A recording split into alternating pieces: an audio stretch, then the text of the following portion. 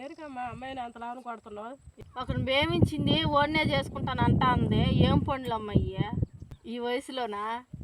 ఈ వయసులో అంతేనమ్మా, ప్రేమ దోమ అంటారు. ప్రేమ దోమ అని ప్రతి ఒక్కరు అంటారు. ప్రేమ అంటే సరే అనుకో, దీంట్లోకి దోమ ఎందుకు వచ్చింది? ప్రేమకి దోమకి మంచి సంబంధం బట్టి దాంట్లోకి వచ్చింది. ఏంటి ఆ సంబంధం? నాకు కొంచెం వివరంగా చెప్పు.